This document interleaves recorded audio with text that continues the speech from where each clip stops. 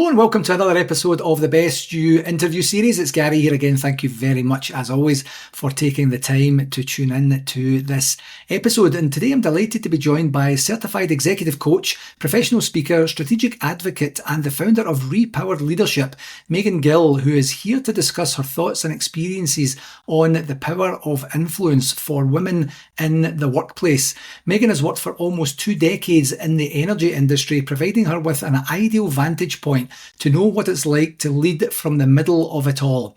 Megan has seen and experienced firsthand that many women are leading but not always being seen or supported for everything that they bring to the table, and that was the inspiration to create Repowered Leadership, to support high-performing women who are doing the real work, carrying the real responsibility, and are ready to grow their careers without burning out, without stalling out, or waiting for permission. Megan does this by working with women in mid to senior roles who are navigating the messy middle of leadership, where often credibility has to be earned twice over.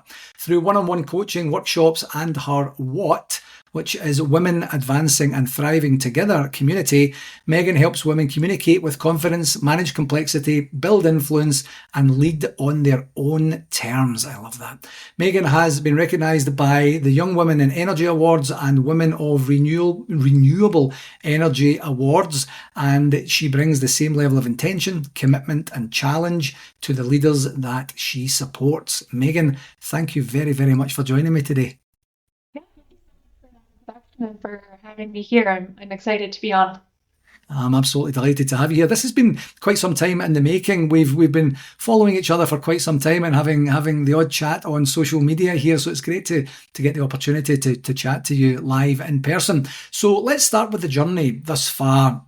I've provided a little bit of an overview in terms of your bio as to what your journey looked like. But what brought you to take the leap? Was there a specific circumstance, event, happening, experience that you had that took you to the point where you took the leap to create Repowered Leadership? Yeah, and it really is through my journey and spending my career in the energy sector. Like you said, it's been almost 20 years now that I've been working in the power sector here in Alberta. And as you know, it's an industry that it actually lags behind almost all other industries in terms of women's representation. So a very male-dominated space, and some really unique challenges for everyone in the workforce, but then specifically for women. And I've kind of experienced that, faced that firsthand as I've kind of climbed through the ranks in the sector. And one specific time really was the beginning. There's a couple kind of points along the way, I think, that ignited Repowered Leadership, but it was earlier in my career. I was a newish leader, and I had just taken on a new role at a new organization. Taking this role, feeling really confident going in, like I've got this. And then within a couple of weeks, it was very clear I did not have this. I was not feeling equipped to really thrive in that role and to navigate some of the challenges that I was facing. So some of those challenges were, it was a new role, like it hadn't been felt before it was created. I came and stepped into it. So unclear expectations from the start. And then a lot of expectations, different expectations from my leaders, different expectations from my team. And then some really interesting team dynamics because there was so much change happening in the organization. Not everybody happy with the direction that it's going, right? So some of those things from the start. And then there was just a ton of work, not a lot of resources. So this is another similar situation that a lot of leaders find themselves in this sector as the complexity increases and the pace of change is picking up. And so it was a lot of pressure from all sides and definitely from outside, but also just that internal pressure and that feeling like I had to prove myself, like I was the right person for this role. Yeah. And it was me taking work home at night, on weekends, kind of trying to clean everything up and make sure everything's running smoothly.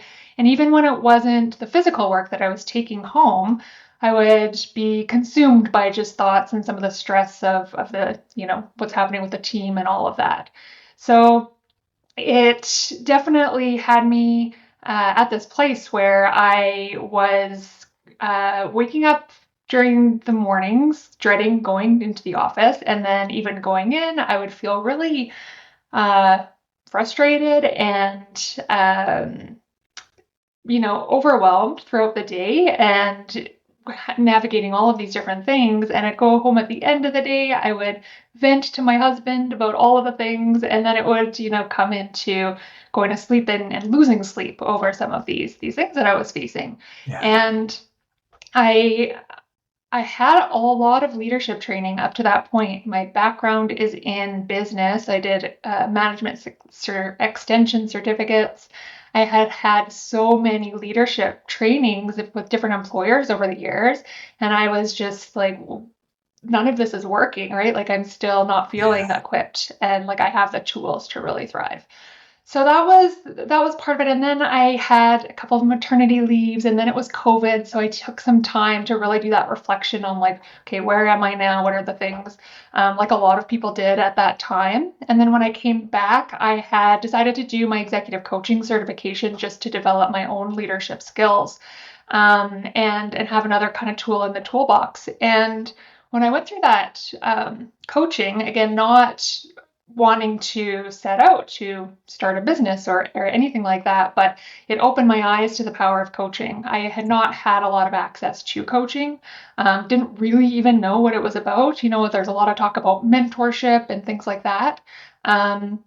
This really opened my eyes, and I was like, okay, that is exactly what I needed, and that would have been so helpful. And so I'm like, this is something that could be so impactful for other women that I know are going through these same things. And so there was the need and a lot of passion behind it, and that's really what started Repowered Leadership. Wow, what an experience. And that's incredible. So in terms of it's very difficult to start a new role when there is no blueprint, there is no foundation, there is no lessons learned from previous times, or this is exactly what we have. Someone or some people will have a vision, and then let's create a role and see if we can figure it out. So that's difficult enough to do that, difficult enough, to start a new organization. And what I try and say to students that I'm working with a lot is nobody seems to enjoy being the new person. You just, because you're so desperate to prove your worth when you get to an organization, especially in a position that you were in at that particular time. With the benefit of hindsight, Megan, is there anything that you would have done differently, knowing now what you know now and having lived through that experience? Yeah, I think one for sure is just knowing that there are supports out there. You don't have to go through all of these things alone. And I think that is part of what we're building with Repowered Leadership and with the WOT community, is that sharing of experiences and that support that you can feel that makes all of it. It's still challenging to go through, but it feels you can bounce back a bit quicker when you can hear from others who have gone through it before, or that you just knowing that others have your back. Finding that would have been extremely impactful for me at that time, for sure. And then I think it really does come down to building influence. This is something that was not really taught in any of the leadership trainings that I was taking. I would hear things like delegate to your team and empower others, and like all of that is great in theory, and it works well when everything's working well. Yeah. But when you're faced with those challenges, right, and there's nuances too for some of the things that women bring to these situations based on their lived experiences and things like that aren't quite those trainings aren't quite hitting the mark. And so finding other women that can understand that, and some more practical tools that could actually apply, and Yeah. kind of working on my own self leadership, right? Yeah. I'm so glad you said that last part there. And one of the things that I've noticed with any new leader, not any, with most new leaders, gender agnostic to this point, is that if there are supports available to the leader, it's a lot of stuff that I would categorize as being on you, development supports, that is, that you can learn how to have difficult conversations, you can learn consensus building, you can learn communication to wider audiences, public speaking, like whatever it's needed for that particular role. And those are a lot of tools that you can put in your leadership tool belt. but it doesn't resonate or speak to you as the person, as the experience that you're going to live, how you're going to react to setbacks, how you're going to communicate in the moment, how you're going to, how you're going to set out and have people buy into a vision, how you're going to avoid driving home if you're commuting without having white knuckles because that person did that, this thing didn't work out the way that you were hoping and such. So there's not a lot of stuff that's done for the inside. It's a lot of the kind of external facing facts and or parts. And that's where having that enlightened experience during your executive coaching. And I love the fact that you went into it just to find out more about it and gain some new skills. And then you come out with this epiphany saying, whoa, this is something that other people know about. Because in my experience with coaching, lots of people nowadays for sure are aware of it, but it doesn't necessarily translate into interest. They're kind of like, cool story, I'll just carry on because it's not really part of the traditional development path or development model for many organizations. Some organizations, of course, it is. So to bring all that together and really see and feel the experience, you're in such a brilliant position, I guess, all this to say, to be able to say, you don't need to have the experiences I had. Some of them you do, because it's part of growth, of course. But some of them you don't. You just don't. And I can help, through the What community or through the other trainings and teachings and learnings and one-on-one coaching that you can have is to give yourself a better experience. Remove the distractions and then start to really intentionally think about how are you going to influence that role from the very beginning? How are you going to bring your full self? How are you going to actually create meaningful change? How are you going to grow and create growth within that role? So with that said, it's a perfect segue into the topic of influence. What does influence mean to and for you in terms of women in leadership positions? Yeah, with something you just said too on the self, with mentorship is one thing and having the guidance and really someone that's been there and done that can tell you, but again, bringing that own unique experience. And I had gone into that example that I shared earlier, that time in my career feeling like a very self-aware person. Like I did know, myself, and I had leadership experience and I had all of these things. So it still was the inner work though, and a lot of that self-leadership and understanding some of the patterns that I had, and a lot of the women that I work with now too are kind of conditioned with different gender bias, different lived experiences that we all have, but also just some of the barriers that we face and some of that internal narrative that gets in the way of moving forward or handling a situation most effectively in the way that leads to the most positive outcomes for everyone, so that women aren't burning out and they're able to focus on the work that matters and the things that matter most to them. Yeah. And so with influence, like there is, I find that everything comes down to influence. And again, as you mentioned in the introduction, I am a strategic advocate in the energy side. So I lead an industrial consumer advocacy group.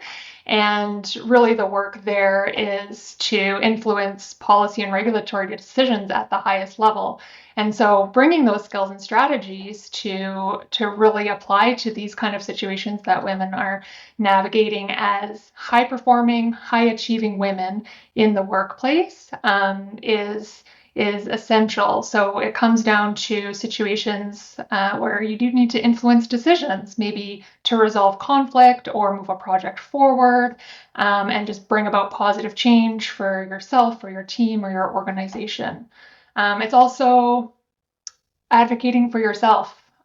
So when it comes to negotiating raises, or we know that there's still the gender pay gap and things like that. So bringing those influence and advocacy skills to the table is really important when going for a new role or ensuring that you're getting compensated fairly, or for just having the right resourcing.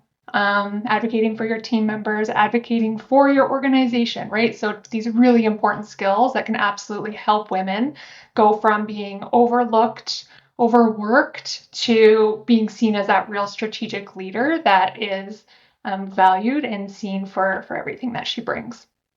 Yeah, and there's so much to that. It's not where you say in the morning, you kiss your spouse goodbye and they say, "Oh, what have you got on the agenda today? I'm actually going to influence all day today. That's my whole day from 8:30 to 5."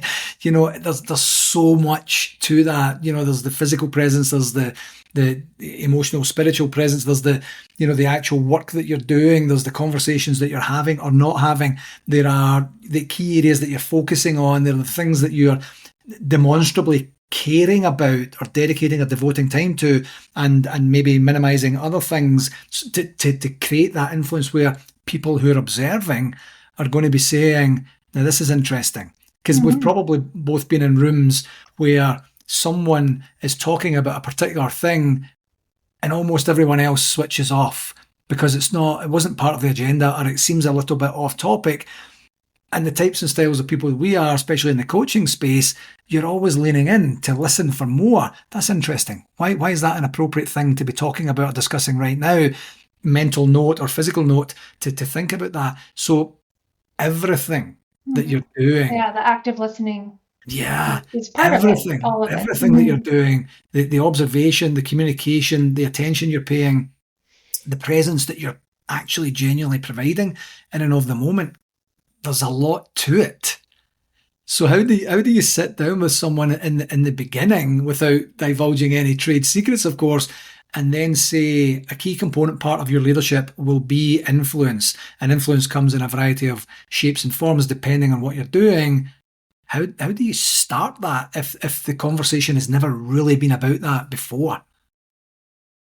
Yeah, I think so. Women, there's a few key themes I think that come up too, and women, a lot of it is we are really good at doing, really good at executing, and this is it's actually not just women, right? Where when you're rising through the ranks of um, corporate, right, and Yeah, climbing the ladder, you come from that doer and you're really rewarded on the amazing work that you're doing and your skills and capabilities. And then continuing that into the leadership role that does require a little bit more of that influence where you do need to be influencing senior management to, resource your team or whatever that is. But getting stuck in the weeds still, right? And feeling that responsibility to be taking everything on still, feeling like they don't want to let anybody down or burden others. Some of these things that do come up and I see it more so with women for sure that have this narrative that it comes down a bit to the double bind where men in leadership can be, if they're assertive, they're seen as strong leaders, and women that are assertive can be seen as difficult to work with, right? So there's just some of these internal things that are internalized and show up in how we lead and our starting point. yeah, So the influence, if you're feeling stuck in the weeds and you're wanting to be focused more on strategic work, like there's all the skills, there's all the capability, there's the ambition, there's all of those things. And it's just a few kind of strategies for protecting your time and energy and feeling okay with saying no to certain things. And it looks a little bit different for everybody, but again, it's having that communication, being able to do those difficult conversations, recognizing some of those internal patterns that show up. yeah. So you mentioned some strategies there. I was going to try and get to the strategies of specifically. And I know that the influence is going to be different, so the strategy will be different depending on what it is you're actually trying to influence, whether it be a decision to be made or a conversation that has to be had or a strategic direction that's either to be pursued or not. But other key component strategies, I think in and of itself, the fact that you even have a conversation about influence in the first place to kind of say, oh yeah, so I'm in a position of influence now because I've worked with leaders and I'm sure you have, where I'll have to explain you have more influence now than you think you do, because they're kind of like, I'm just me, I'm the same person. And I see the drive and motivation to be that. You don't want to completely change persona or the personality at all. You still want to be true to yourself as you rise up the ladder if that's your path. but the expectations on you and the visibility that you have and the influence that you have is different. And it sometimes takes some convincing, Megan, when they're kind of like, what do you mean? And I'm saying every word you say is they're literally hanging on it. You are in your organization a mini celebrity. So you have followers, you have people who are looking to see what you're doing, you have people who maybe are not your biggest fan or supporter that are looking for a trip up to be able to say, told you, those sorts of things. But are there any kind of key strategies or facets, out with the fact of just having that conversation in and of itself, that you would recommend that women who are starting to think about leadership positions or the next stage or step for them, that they should start to employ? Are there foundations or fundamentals to influence for you? Yeah, inside what we go through, there's 5 pillars to building this influence and really stepping into that full strategic leadership role that opens up the doors and creates new opportunities, so that women don't have to feel like they have to wait for that opportunity to come to them, or that they need permission to take that next step. It's really creating their own opportunities and control of success and well-being in their careers.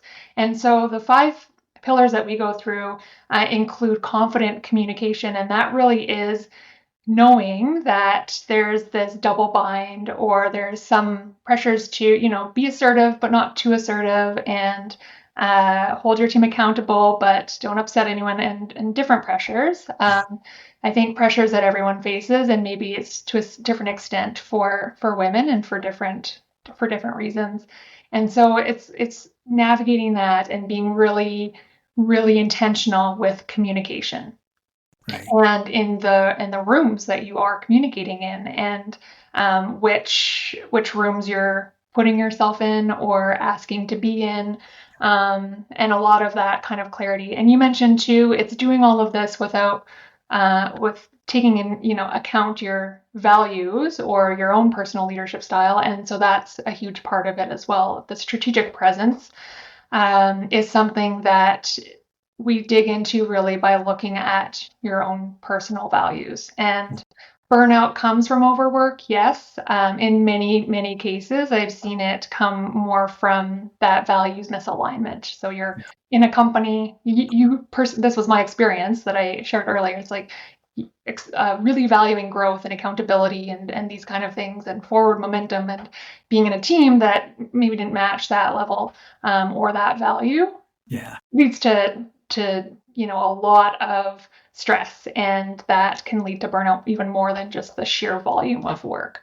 So yeah, getting really clear on who you are, what you stand for, building up your own personal brand, and then being really intentional with your networking, getting comfortable with talking about your work. Oftentimes we don't want to brag, and I think this is again something that's more common for women, where humility is a great, an important leadership quality, and you still need to be talking about your work and getting the credit when credit is due, Yeah. in order to influence and to build up your own credibility, Yeah. where you are seen as someone that can step in for that new opportunity or take on that extra stretch role or whatever that is. Yeah. And that influence, I love the influence in terms of trying to influence something to happen, and also the influence that you're creating for yourself. To say, by the way, just in case you weren't paying attention, I'm at the center of all of this. I'm the one that's quarterbacking it, or pulling the strings, or whatever analogy you might want to use.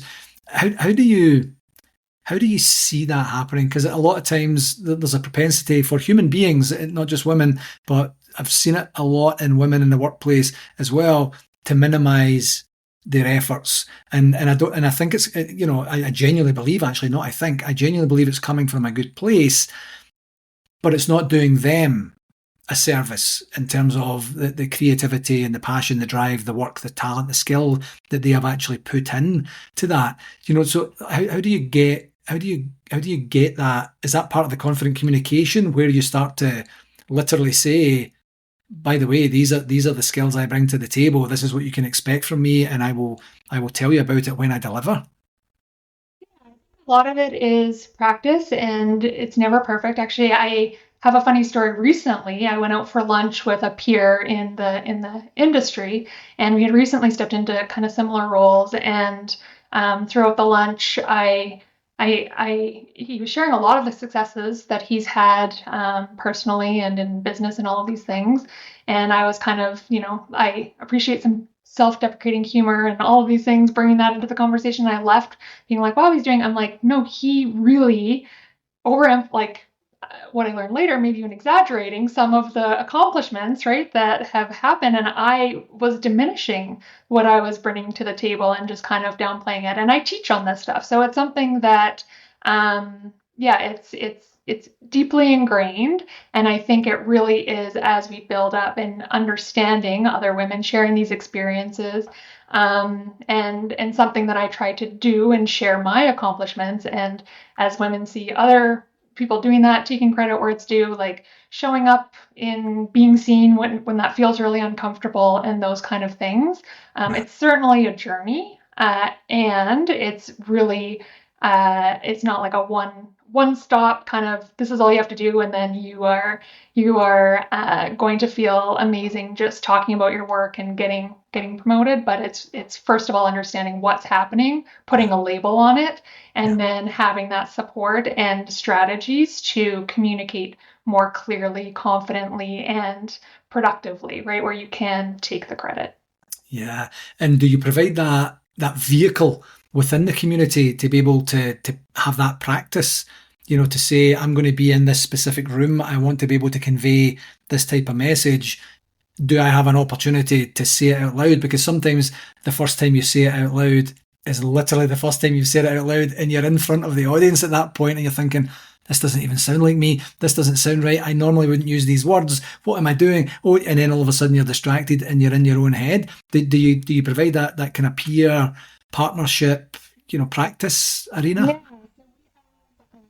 A community, and it's an online. Oh, it's digitalized. A lot of women from not just Calgary but Edmonton and across Canada, where there is that ongoing kind of support. So if something comes up that they're navigating, they have a conversation, there's support not just from me, but from others, right, that are kind of going through this and building that network and relationship.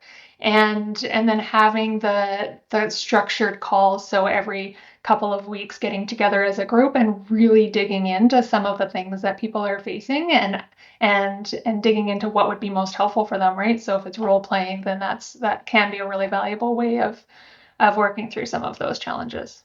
Yeah, I love that. It's just it's a thing that we just don't seem to do in general terms. Is think about what I want to say and practice it. I often say to people, there's say it's a talk, for example. There's the talk that you plan, there's the talk that you do, and then there's the talk that you should have done. Every time. And you can substitute that for a meeting, you can substitute that for a job interview, you can substitute that for a pitch, anything like that. And the key is not to say, I'm going to get an opportunity to beat myself up afterwards about the things I didn't say or the fact I stumbled on a particular word or I blanked on an answer. It's just to say there's going to be continuous growth and continuous improvement in everything. So I'll plan it and do the very best I can. If I have an opportunity to role play, great. Sometimes you might not, because they'll say at 7:45 p.m. and you need to do this at 8 a.m. tomorrow. So you're kind of like, oh, okay, I'll do the very best I can. And as long as you do the very best you can, and then afterwards you have that reflection moment to be able to say, now that I know what I know and I've lived that experience, I would have paid more attention to that. I wouldn't have spent any time on that. I would have tried to embellish this a wee bit more and those sorts of things. So I just love that ability to be able to say, I don't know, or I just feel like I do a better job. Would you mind giving me an opportunity to just to say it out loud and see how it feels and then have that safe space, where someone can say, really good, can I offer up a suggestion? Yep, bring that part down so you can expand that part or those sorts of things. There's just not enough of that, genuine people trying to support other people, having either lived that or this is the type of style of support I would like when I'm in that position at some point in the future. It's such a tremendous investment of time and an ability to feel like you're influencing yourself by being okay asking for help. Yeah, and I think you're hitting on a really key thing there that we have these fast-paced jobs, especially with the leaders that we work with, there's not a lot of extra time or space to be planning or reflecting or evaluating. So it really is important to be taking that intentional time to be strategic and thoughtful about how you're approaching a conversation. And maybe that is just on your own. Maybe it is bringing it to, a coach like yourself or a group like Watt to kind of brainstorm or go back and forth on what the best approach is. But really, one of the workshops that I do is mastering difficult conversations, and one of the resources it's so simple but so powerful is just a conversation planner where, like you're saying, those different steps, you just are intentional about, okay, what is it that I want to achieve? What are they bringing? What do they want to achieve? And guiding clients through that can be really helpful. And then, ensuring that you're bringing empathy and really good clarity to each conversation. And then that reflection, like, what do you do differently next time? What are you celebrating too? What did you do great? And that's a big piece too. Yeah, it definitely is. So with that in mind, based on the lunch that you had recently, what would Megan do differently if you were to have that lunch over again and share similar experiences and stories? Yeah, I love a good coaching question in the middle of the conversation.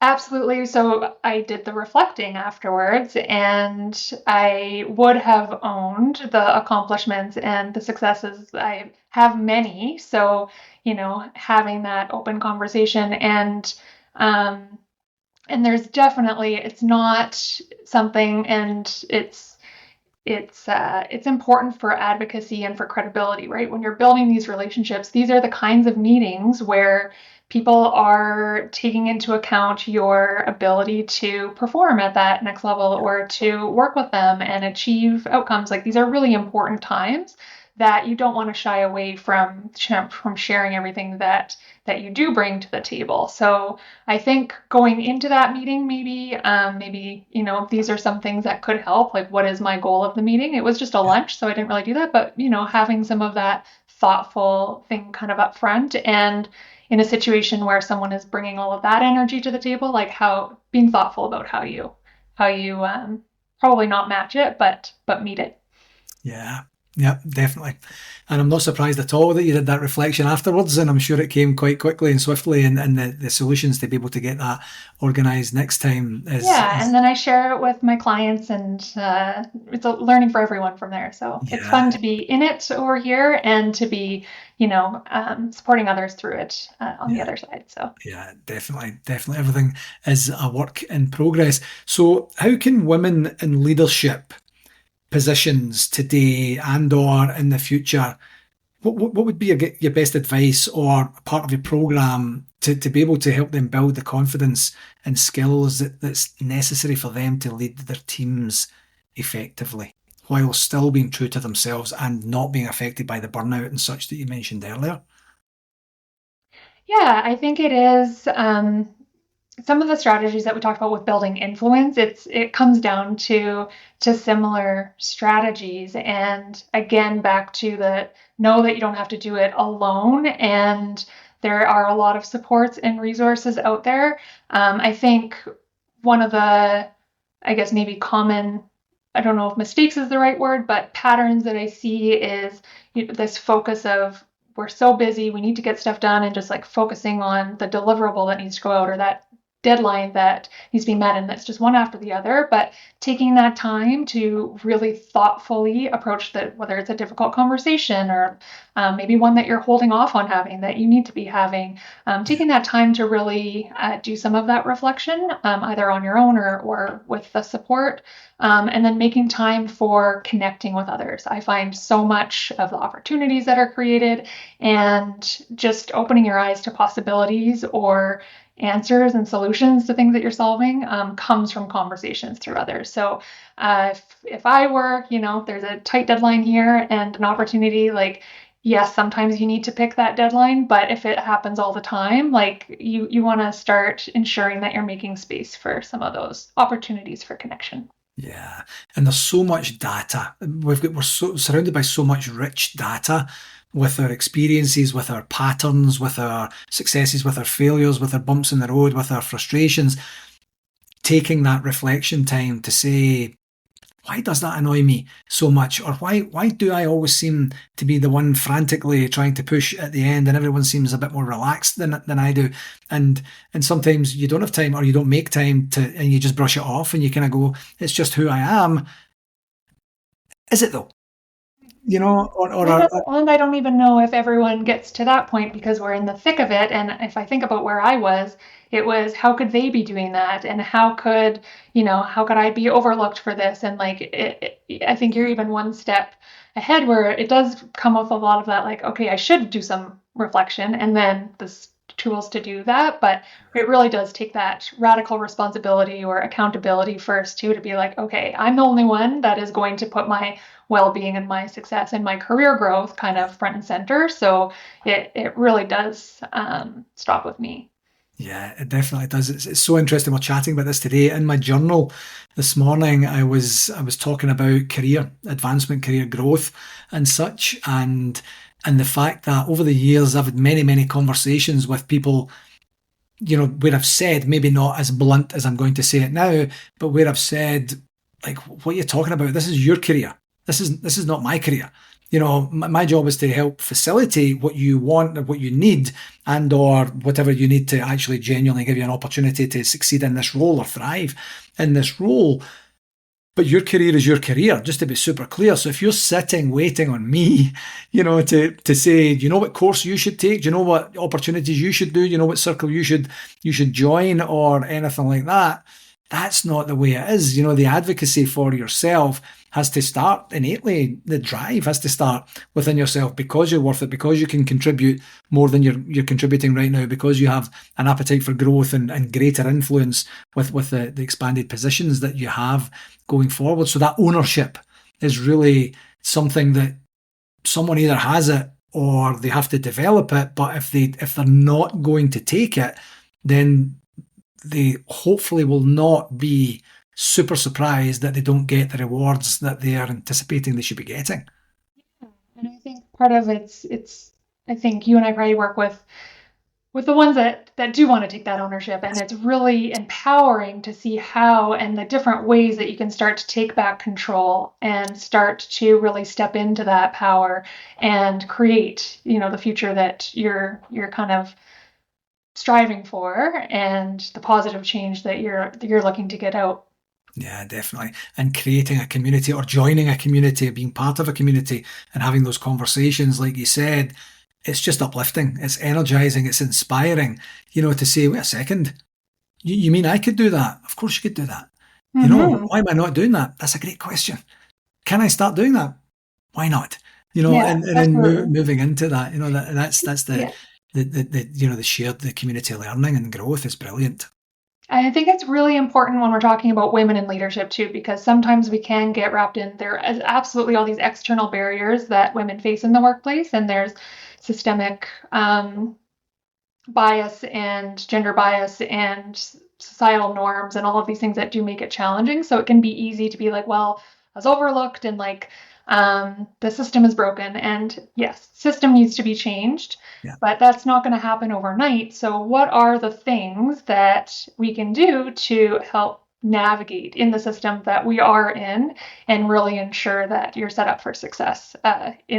in the system that we will continue to try to change, and we're hopefully we'll make progress there, but we don't want to wait for that. We want to empower you now.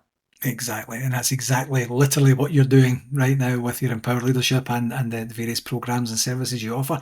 I love it. I love it. So, this is called the Best You interview series, and it gives me the opportunity to ask each of the guests what is one regular practice that Megan employs to give Megan the best opportunity to be the best version of yourself. Yeah, I think one is learning to be kind to myself.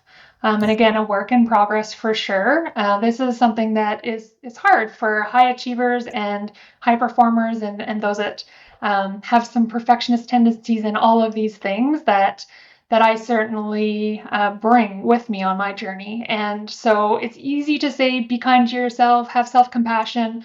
One of the practices that I've done to help to foster that is to celebrate the win. So big or small, at the end of every week, I am reflecting, I am taking that time to think about what are the things that I'm proud of that I've accomplished that are kind of moving me in the direction that I'm going, because otherwise it's that internal chatter that just will say you're not far enough along, or you should be further ahead, or you should be doing more. So that's one practice that I instill that is really important to my mental health and personal and professional growth. I love it. Question: do you literally write it down, type it out, or is it something you just you ruminate on just internally? Journal it. Yeah, yeah. Because one thing I've done with a number of clients is when you get to that negative self-talk perspective, if you can, if it's safe to do so, write down literally what you're saying to yourself, and then consider if you would say that to someone that you love, someone that you admire, someone that you support, someone that you care for, someone that you genuinely hope the best for. And the answer 100% of the time is no, is no. Yeah. Of course I wouldn't, but the power is in the actual literal writing it out in whatever way that you do that, to be able to look and go, that actually is pretty good. Yeah. That's as good as I could do this week, and I'm happy with that. And one of the I don't know if you've read The Gap and the Gain, Dan No. Sullivan, and okay, it's one that's helped me on this self-compassion journey too, and celebrating the small and the big wins. Um, and it is kind of the perspective. So you wouldn't say it to a friend or a family member, but you also probably wouldn't say it to yourself if you're measuring in the right way. So you don't want to measure, you want to know where you're going and like have that destination in mind, but then measure your performance and your progress by looking backwards, not the gap that's ahead of you, but by the gain that you've had. And then you will just, it's not because you should be kind to yourself. It's like, wow, okay, we're actually making some progress here. Yeah, yeah, absolutely. And reframing sometimes what progress means. I thought it meant this in the planning stage, but in the actual execution stage, it came to fruition that it was slightly different. And that's okay, because a Mm-hmm. plan is just a plan, and the execution is the actual reality that you're dealing with. For some reason, Megan, what's coming up for me here is the way that my dad used to talk about golf. When he was a very keen golfer when he was a younger guy, and he would come home, and every day he would come home and he would talk me through his entire round, and I would be saying, I don't have time to sit here for all this amount of time. But what he would do is he would focus on the bad shots. So he would hit, and say for example, an 80 or an 85 or something like that, and then he would pay particular attention to those three bad shots that he had on the 7th, the 11th, and the 14th or something, and that would become the narrative of the round. And today, I don't know if you're a golfer, or if anyone listening has got any keen interest in golf, but if you listen to the top golfers today, when they're interviewed straight after they've come off the course, when you're still in that heightened athletic, competitive state, they're always talking about, I got the best I could out of the round. Yeah, didn't hit that one exactly, but that happens in a round of golf. A round of golf is a long experience, and they've done a fabulous job of minimizing the things that didn't go well and talking up the things that do go well. Now, that's not to say that they might not ruminate, throw their bag around when they get to the locker room when the cameras aren't there, but they've done a masterful job of that, of just saying, yeah, bad stuff happens. It's a sport. Bad stuff happens in the workplace because you don't get to control absolutely everything that's happening there. Why not concentrate on what went well and not ignore the bad stuff, of course, but learn in equal amounts from both without overdoing both. Yeah, I think that is how we're wired. But focusing in on the bad is the default for myself, for a lot of the high achievers that I work with, for your dad, it sounds like. And so you do need to be really intentional, right, about pulling out your own successes and refocusing on having that more positive and productive mindset that will just, I'm sure it helps. Those are the top golfers, right? So it actually helps your performance in the long run.